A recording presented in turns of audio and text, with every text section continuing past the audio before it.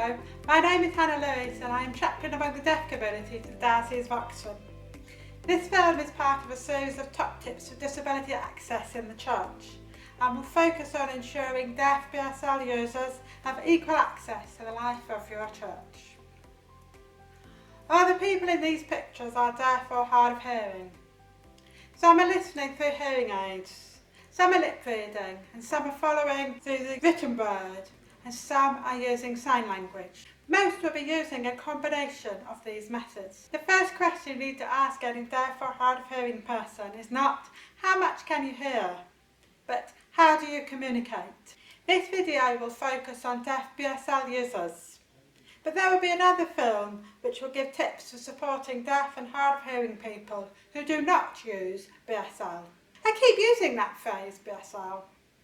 It is short for British Sign Language, and it is the fourth most used Indigenous language in the UK after English, Welsh and Gaelic.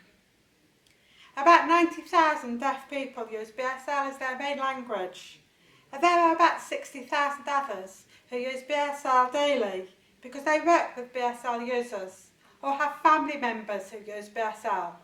BSL is a true language with its own grammar, syntax, history and linguistics, and it is not a derivative of English. It is different from signed English systems such as Makaton, which borrow simplified signs from BSL, but use them in spoken English word order as a means of supporting communication.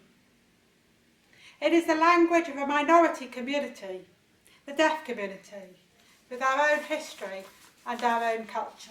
The BSL worshipping community is historically and colloquially referred to as Deaf Church, although it is a church that is open to anybody who wishes to join worship in BSL.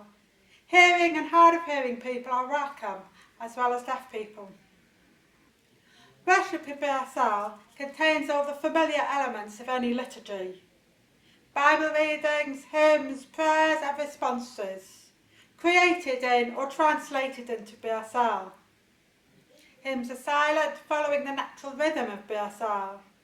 Bible readings, especially when they tell stories, can be highly dramatic and visual. If we have non-signing guests, we may have spoken voiceover or written slides to give a flavour of what is being signed.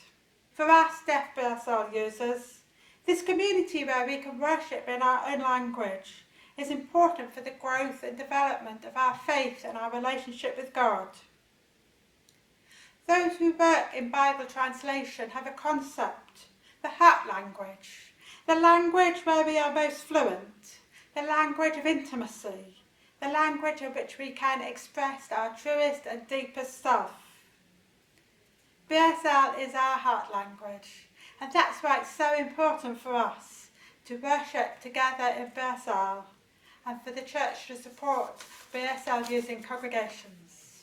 Some deaf BSL users like to worship in what we call hearing churches, in addition to or instead of the deaf church. This might be because they want to worship with hearing family members or friends, or because they like to worship with music, for example. To enable deaf BSL users to fully access the worship and participate in the life of the Church, it is necessary to provide BSL interpreting.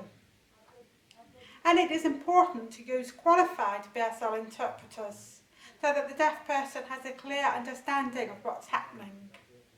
An unqualified person who can just sign a bit might unconsciously change the meaning of what is being said and give the deaf person a wrong idea of faith. It's also important to think about how to include the deaf member of a congregation fully in the life of the Church. How do they access coffee and fellowship, for example? How can their faith be developed and their gifts recognised and used in the service of God?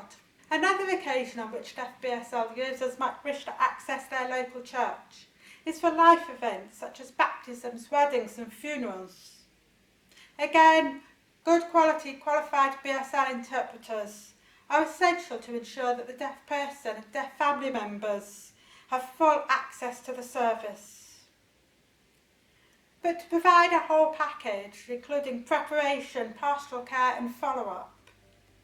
It is best practice to invite a minister who can sign to work with you, so that deaf people can receive ministry directly in their own language and have the opportunity to grow and develop their faith.